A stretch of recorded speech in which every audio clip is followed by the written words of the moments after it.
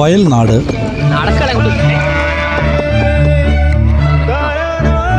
വയനാടിൻ്റെ കാർഷിക സ്പന്ദനങ്ങൾ.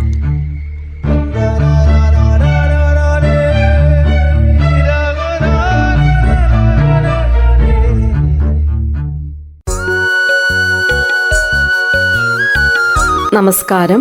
ഇന്നത്തെ വയൽനാട് പരിപാടിയിൽ കൃഷിയെ തന്റെ ജീവിതം തന്നെയാക്കി മാറ്റിയ കല്ലുവയൽ സ്വദേശി ലത സജിയാണ് നമ്മളോടൊപ്പം ഉള്ളത്. ലത സജിയുടെ കൃഷി രീതികളെ കുറിച്ച് നമുക്ക് ചോദിച്ചറിയാം.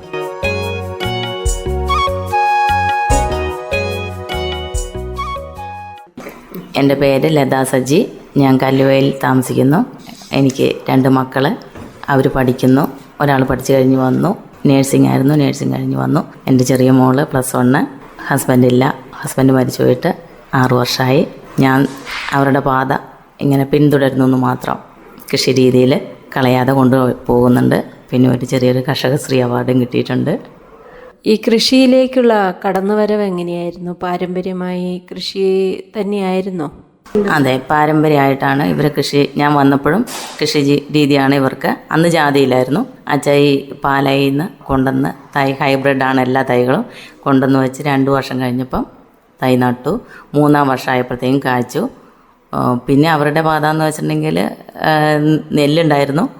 അതും എല്ലാ കൃഷി രീതികളും അവർ പിന്തുടർന്ന അതേ രീതിയിൽ തന്നെ കുറച്ചുകൂടെ കൂടുതലായിട്ട് ഞാൻ കൈകാര്യം ചെയ്യുന്നു. കാരണം അന്ന് അച്ചായി പണിക്കാരെ വിളിച്ച് ചെയ്യിക്കുമായിരുന്നു. ഇന്ന് ഞാൻ പണിക്കാരെ വിളിച്ച് ചെയ്യിക്കുന്നില്ല. പിന്നെ ഞാൻ ചെയ്യാത്ത പണികളെന്ന് പറഞ്ഞാൽ ചോല ചാടിക്കൽ, അങ്ങനെയൊക്കെ പണിക്കാരെ വിളിക്കുന്നത് മാത്രമേ ഉള്ളൂ. അല്ലാതെ എല്ലാ രീതിയും ഞാൻ തന്നെ സ്വയം, ഞാനും എൻ്റെ മക്കളും. പഠിത്തം കഴിഞ്ഞ് വന്ന് ഇപ്പോഴും എൻ്റെ കൂടെ നനയ്ക്കാനും എല്ലാത്തിനും വരുന്നുണ്ട്. മെയിനായിട്ട് ജാതി കൃഷിയാണ്. ഒരു 60-65 തൈകളുണ്ട്. അത് ചെറുതും വലുതുമായിട്ടുള്ള തൈകളുണ്ട്. അങ്ങനെ എല്ലാം ഉണ്ട്. എല്ലാം എന്ന് വെച്ചാൽ കാപ്പിയുണ്ട്, കവുങ്ങുണ്ട്, കുരുമുളകുണ്ട്, പിന്നെ മീൻ കൃഷിയുണ്ട്. പൂർണ്ണമായും ജൈവ കൃഷി രീതിയാണോ?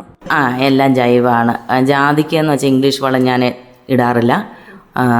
ജാതിക്ക് കോഴിവളം ഇറക്കിയിടും. പിന്നെ പിണ്ണാക്ക്, കടലപ്പിണ്ണാക്ക് ഇടുന്നുണ്ട്.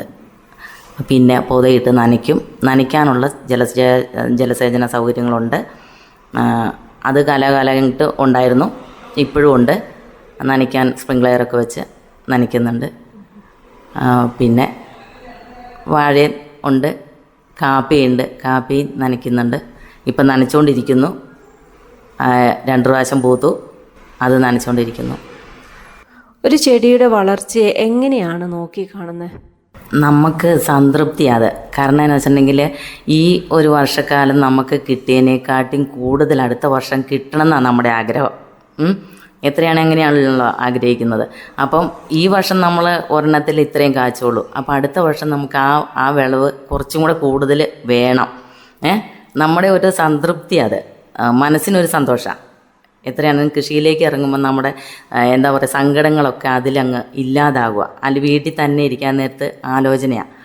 കാരണം എന്താ ചെയ്യുക, ഏതാ, അങ്ങനെയൊക്കെ ആയിരുന്നു എൻ്റെ ആദ്യകാലം. ഭർത്താവ് മരിച്ചപ്പം ഞാൻ എന്ത് ചെയ്യും, ഇനി അങ്ങോട്ട് മുമ്പോട്ട് എൻ്റെ വഴി അടഞ്ഞു പോവുമോ എന്നൊക്കെ ആയിരുന്നു ചിന്ത. പക്ഷേ എനിക്ക് എന്താണെന്നറിയില്ല, ദൈവം എൻ്റെ കൂടെ ഉള്ളതുപോലെ എനിക്ക് തോന്നി. എൻ്റെ മരിച്ചുപോയ ആത്മാക്കളൊക്കെ എന്നെ പ്രോത്സാഹിപ്പിക്കുന്ന പോലെ എനിക്ക് തോന്നി. മക്കളും, അമ്മേ തളരരുത്, അമ്മ മുമ്പോട്ട് തന്നെ ജീവിക്കണം, നമുക്ക് ജീവിക്കണം. അങ്ങനെയാണ് മക്കൾ പറഞ്ഞു, നമുക്ക് ജീവിക്കണം, ആരുടെ മുമ്പിലും നമ്മൾ തോറ്റു കൊടുക്കരുത് എന്നൊരാ വാക്ക് എന്നെ ഇവിടം വരെ എത്തിച്ചു, ഇന്ന് വരെ. അതാണ് എനിക്ക് ഓരോ സാധനത്തിൽ നിന്നും വിളവെടുക്കാൻ നേരത്തെ എനിക്ക് ആത്മസംതൃപ്തിയാണ്. മികച്ച കർഷകയായിട്ട് അവാർഡും കിട്ടി. എന്താ പറയുക, അതിനൊക്കെ വളരെ സന്തോഷമാണ് എനിക്ക്, വളരെ വളരെ സന്തോഷം. കാരണം വേറെ ആർക്കും, വീട്ടിൽ അച്ചായിക്ക് മീൻ കൃഷിയിൽ കിട്ടിയിട്ടുണ്ട്, പക്ഷേ വേറെ ആർക്കും കിട്ടിയിട്ടില്ല. എൻ്റെ ഹസ്ബൻഡിന് പോലും കിട്ടിയിട്ടില്ല. പക്ഷേ എനിക്കത് കിട്ടിയല്ലോ എന്ന് വിചാരിച്ചിട്ട് എനിക്കത് ഭയങ്കര സന്തോഷമാണ്, മനസ്സിന് നല്ല സന്തോഷമുണ്ട്. കാലാവസ്ഥ വ്യതിയാനം കൃഷിയെ ബാധിക്കാറുണ്ടോ? കാലാവസ്ഥ അങ്ങനെയില്ല. കാരണം നനയ്ക്കാനുള്ള സൗകര്യങ്ങളുണ്ട്. അപ്പോൾ മോട്ടർ നനവ് ഇല്ലാന്ന് തോന്നിയ എല്ലാം ഞാൻ നനച്ച്, കാപ്പിയാണെങ്കിലും തെങ്ങാണെങ്കിലും എല്ലാം ഞാൻ നനച്ച് കൊടുക്കുന്നുണ്ട്. അതിനുള്ള സൗകര്യങ്ങൾ ഉണ്ട്. വെള്ളത്തിന് ഒരു ക്ഷാമവുമില്ല. വെള്ളം ഇഷ്ടം പോലെയുണ്ട്. വന്യമൃഗശല്യം എന്ന് പറഞ്ഞാൽ പന്നിയാണ് ഏറ്റവും കൂടുതൽ. പന്നി ഇപ്പോൾ വളരെ കുറവുണ്ട്. എന്നാലും ആദ്യമൊക്കെ പന്നിയായിരുന്നു. വളമിട്ട് കൊടുത്ത് അതൊക്കെ മാന്തി കളഞ്ഞ്, പന്നിയാണ് ഏറ്റവും കൂടുതൽ ശല്യം. അതിനെ അതിജീവിക്കുക എന്ന് പറഞ്ഞ ഒരു രക്ഷയില്ല. കാരണം അത് ഈ വീടിൻ്റെ അടുത്ത് വരെ വന്നിട്ടാണ് ചേമ്പ്, ചേന എല്ലാം കുത്തിക്കളയും. അതിനെ അതിജീവിക്കുക എന്ന് പറഞ്ഞിട്ടുണ്ടെങ്കിൽ നമ്മൾ സാധാരണ നെറ്റൊക്കെ വലിച്ചു കിട്ടും, പക്ഷെ അതെല്ലാം മറികടന്ന് നശിപ്പിച്ച് കളയും. കീടബാധേനെ നേരിടാൻ ഞാൻ മരുന്നുകൾ, ട്രൈക്കോഡർമ അങ്ങനത്തെ മരുന്നുകളൊക്കെ തളിക്കുന്നുണ്ട്. ചീമക്കൊന്ന വളത്തിൽ അതെനിക്കൊരു ക്ലാസ് കിട്ടിയതാണ്. ചീമക്കൊന്നയിൽ മീൻ മേടിച്ച്, പഴകിയ മത്തി മേടിച്ച് ഇട്ട് ഒരു ദിവസം അവിടെ വെച്ചിട്ട് അതിനകത്ത് വെള്ളം കൂട്ടിയിട്ട് തളിക്കുക. ഞാൻ അന്നേരം ചോദിച്ചു, പന്നി വരില്ലേ എന്ന് ചോദിച്ചായിരുന്നു. പന്നി മണം പിടിച്ച് പന്നി വരുമല്ലോ, അപ്പോൾ പന്നി വരും, പക്ഷേ എന്നാൽ ഇത് തളിക്കണം, എന്നാലേ പറ്റുള്ളൂ എന്ന് പറഞ്ഞ് അങ്ങനെ ഞാൻ തളിച്ചിട്ടുണ്ട്. ജാതിക്ക് ഇല കൊഴിച്ചലിനൊക്കെ വന്നപ്പം ഞാൻ അങ്ങനെ തളിച്ചിട്ടുണ്ട്. എന്നെ പറ്റുന്ന പോലെയൊക്കെ ഞാൻ ചെയ്യുന്നുണ്ട്. ഉൽപ്പന്ന വിപണന കാര്യങ്ങളൊക്കെ എങ്ങനെയാണ് കൈകാര്യം ചെയ്യുന്നത്? അതിന് ഞാൻ WSSൻ്റെ ഒരംഗം കൂടിയാണ്. അപ്പം അതിനകത്ത് വിപണിയിൽ മാർക്കറ്റ് വിലേനെക്കാട്ടിയും ഒരു 30 രൂപ കൂടുതൽ നമുക്ക് WSSന് കിട്ടും. അപ്പം വിപണിയിൽ കൊടുത്ത ഒരു കിലോയ്ക്ക് കാപ്പിക്കൊക്കെ 40 അല്ലെങ്കിൽ 30-35 ആണെങ്കിൽ 30 രൂപ കൂട്ടി നമുക്ക് WSSന്ന് കിട്ടാറുണ്ട്. അങ്ങനെ അത് ഒരു ഭയങ്കര നേട്ടം തന്നെയാണ് അതിനകത്ത് അങ്ങായതെന്നുള്ളത്. എല്ലാം അങ്ങനെയാണ്. പക്ഷേ ജാതിക്കാണ് ഏറ്റവും മാർക്കറ്റ് വിപണി. നമ്മൾ ഒന്നാമത്തെ എന്ന് വെച്ചാൽ മഴക്കാലത്താണ്, ജൂൺ മാസങ്ങളിലാണ് ഈ ജാതിക്ക പറിക്കൽ. ഏറ്റവും കൂടുതൽ ജാതിക്ക ഉണ്ടാകുന്നത് ജൂൺ ജൂലൈ മാസത്തിലാണ്. അത് ഉണക്കാനുള്ള ബുദ്ധിമുട്ടാണ് നമുക്ക് ഏറ്റവും കൂടുതൽ. മഴക്കാലത്ത് ജാതിപത്രിയൊക്കെ ഉണങ്ങാന്ന് വെച്ചിട്ടുണ്ടെങ്കിൽ ഭയങ്കര കഷ്ടപ്പാടാണ്. അത് ഒരാഴ്ച ഉണങ്ങി അത് മാറ്റി വെക്കുക എന്ന് പറഞ്ഞിട്ടുണ്ടെങ്കിൽ പെട്ടെന്ന് അത് പൂത്തുപോകും. അത് അപ്പം തന്നെ കൊണ്ടു കൊടുക്കണം. ജാതിക്ക എത്ര വേണമെങ്കിലും ഇരിക്കും, പക്ഷേ പത്രി അങ്ങനെ ഇരിക്കില്ല. ജാതിപത്രി എന്ന് പറഞ്ഞിട്ടുണ്ടെങ്കിൽ ഒരു 30 കിലോയ്ക്ക് ജാതിക്ക ഉണങ്ങിയാലേ ഒരു കിലോ ജാതിപത്രി ഉണ്ടാവുള്ളൂ. അത് അപ്പം തന്നെ വിപണി കൊണ്ട് കൊടുക്കുകയെന്ന് വെച്ചാൽ പുൽപ്പള്ളിയിൽ ചെന്ന് മാർക്കറ്റ് വില ചോദിച്ച് വേഗം കൊണ്ട് കൊടുക്കുക. അങ്ങനെ 2000, 1800 അങ്ങനെയൊക്കെയാണ് വില വരുന്നത്. പക്ഷേ എന്നാലും അങ്ങനെ കൊടുക്കാതെ രക്ഷയില്ല, വെച്ചുകൊണ്ടിരിക്കാൻ പറ്റില്ല. പത്രിക ഡ്രയറിൽ ഉണങ്ങണം എന്നൊക്കെയാണ് പറഞ്ഞത്. അപ്പം ചെറിയൊരു രീതിയിലുള്ള ഡ്രയറുണ്ട് വീട്ടിൽ, അതിനകത്ത് ഉണങ്ങും. അതിനകത്ത് ഉണങ്ങിയിട്ട് അവർക്ക് കൊണ്ടു കൊടുക്കും ഞാൻ. അങ്ങനെയാണ് ഉണക്കാറ്. ഇന്നത്തെ ഈ കാലത്ത് കൃഷിയെ മാന്യമായ വരുമാനം ലഭിക്കുന്ന ഒരു ബിസിനസ്സാക്കി മാറ്റാൻ സാധിക്കുമോ? ഉറപ്പായിട്ട് സാധിക്കും. എൻ്റെ അനുഭവത്തിൽ, വേറെ ആരുടെയല്ല, എൻ്റെ അനുഭവത്തിൽ എനിക്കത് വളരെ വളരെ ഉറപ്പായിട്ടും പറയാൻ പറ്റും. കാരണം എനിക്ക് കഴിഞ്ഞ കൊല്ലത്തേനെക്കാട്ടും കൂടുതൽ ഇപ്രാവശ്യം കിട്ടുന്നുള്ള ഒരു ആത്മസംതൃപ്തിയുണ്ട്. കാരണം കാപ്പി പൂത്ത് ഇപ്പോൾ 2ാം വട്ടമാണ് കാപ്പി പൂക്കുന്നത്. അപ്പോൾ അതിനകത്ത് നോക്കാൻ നേരത്ത് എനിക്ക് കഴിഞ്ഞ കൊല്ലത്തിനെക്കാട്ടിയും കാപ്പി നല്ലോണം പൂത്തിട്ടുണ്ട്. അതിന് ആ പൂ മുഴുവൻ കാ പിടിക്കുന്നതുമാണ്. അപ്പോൾ എനിക്കതിനകത്ത് എന്തായാലും സംതൃപ്തിയുണ്ട്. കൂടുതൽ കിട്ടുമെന്നും അറിയാം. മണ്ണ് എനിക്ക് എന്താ പറയുക, എല്ലാവരും പണിയെടുക്കും. ആദ്യമൊക്കെ ഞാൻ വീട്ടിൽ വന്നപ്പോൾ എനിക്കും പണിയെടുക്കണം എന്നുണ്ടായിരുന്നു. കൃഷി രീതിയാണ്, അവിടെയും കൃഷി കൂടുമായിരുന്നു. വയൽ കൃഷിക്കൊക്കെ ഞങ്ങൾ ആരെയും പണിക്കാരെ ഒന്നും വിളിക്കില്ല. ചാച്ചനും അമ്മയെന്ന് വെച്ചിട്ടുണ്ടെങ്കിൽ ഞങ്ങൾ ഇറങ്ങി ആദ്യം നടാനൊക്കെ ഇറങ്ങുന്ന ഞങ്ങളെ വിളിക്കുക. പണിക്കാരെയും കൊണ്ട് ആദ്യം നടിപ്പിക്കില്ലായിരുന്നു, ഞങ്ങൾ നടണം ആദ്യം. അങ്ങനെ എന്നെയാണ് ആദ്യം വിളിക്കാൻ നടാൻ വേണ്ടിയിട്ട്. ഞാൻ വയലിലിറങ്ങി നടും. കൊയ്യാനും അത് തന്നെ, അതേ പാത തന്നെ അവിടെ ഉണ്ടായിരുന്നു. അതുപോലെ ഇവിടെ വന്നപ്പോഴും അത് തന്നെയായിരുന്നു. അന്ന് കന്നുകാലിയൊക്കെ ഉണ്ടായിരുന്നു. ഞാൻ കറവ എന്ന് വെച്ചിട്ടുണ്ടെങ്കിൽ കറക്കുമെന്ന് വെച്ച് എൻ്റെ വീട്ടിൽ അങ്ങനെ പശുക്കറവ ഞാൻ ചെയ്തിട്ടില്ല. അമ്മയൊക്കെ കറക്കുമായിരുന്നു. പക്ഷേ ഇവിടെ വന്നപ്പം അമ്മച്ചി, ഭർത്താവിൻ്റെ അമ്മ പശുവിനെ കറക്കുന്ന കണ്ടപ്പം ഞാനും പറഞ്ഞു, അമ്മച്ചി ഞാനൊന്ന് കറന്ന് നോക്കട്ടെ എന്ന് പറഞ്ഞു. അങ്ങനെ അമ്മച്ചീൻ്റെ കൂടെ ഞാനും അമ്മച്ചിയും കൂടെ അപ്പുറത്തും ഇപ്പുറത്തും ഇരുന്ന് പശുവിനെ കറന്നിട്ടുണ്ട്. എല്ലാ പണി അങ്ങനെ ഒന്നിനും പുറകോട്ട് നിന്നിട്ടില്ല. ഇപ്പോൾ പശുവില്ല, എല്ലാം കൂടെ ഓടൂല എന്ന് വിചാരിച്ചിട്ട് കോഴിവള ഇറക്കും, ചാണകം മേടിക്കും.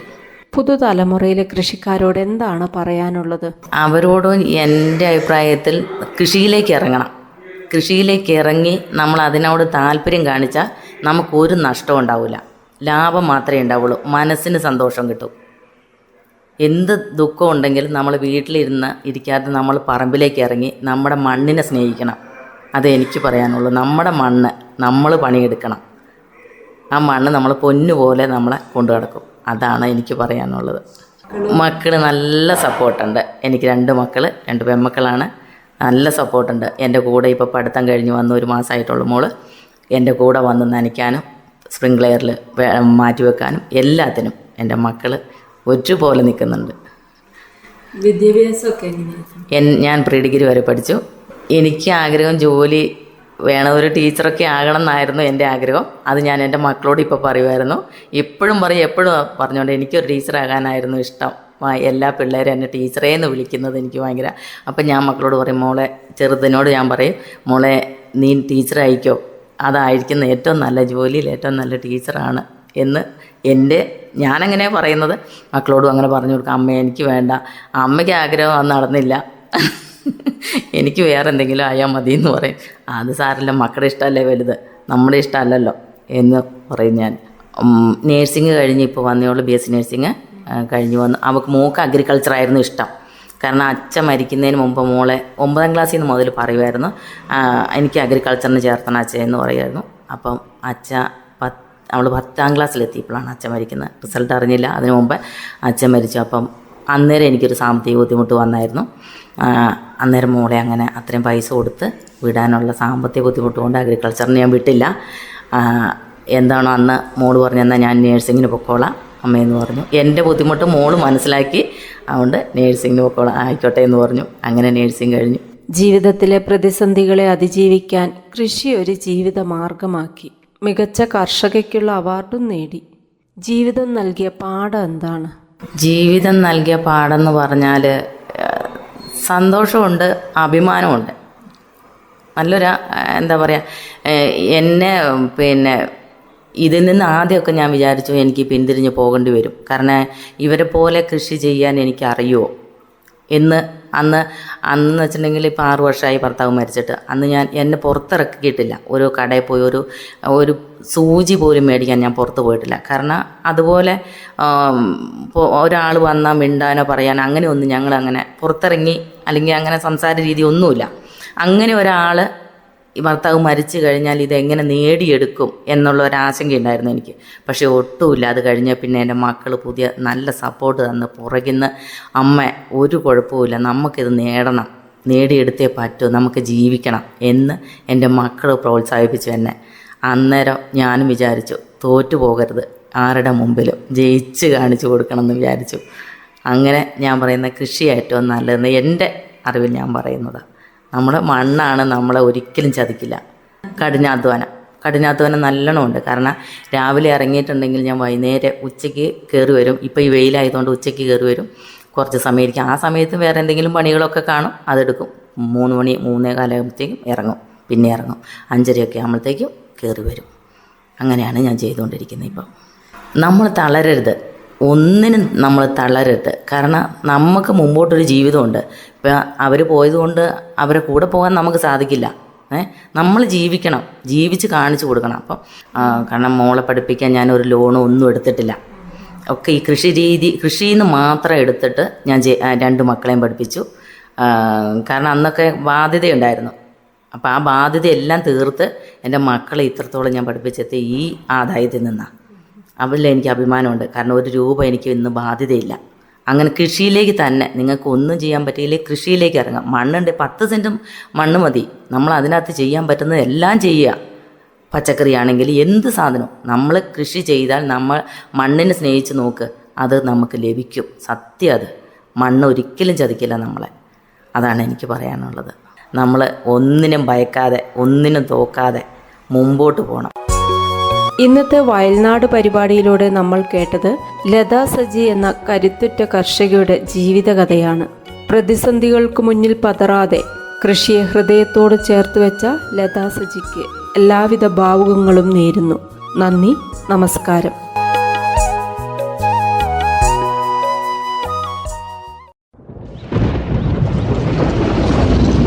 വയൽനാട്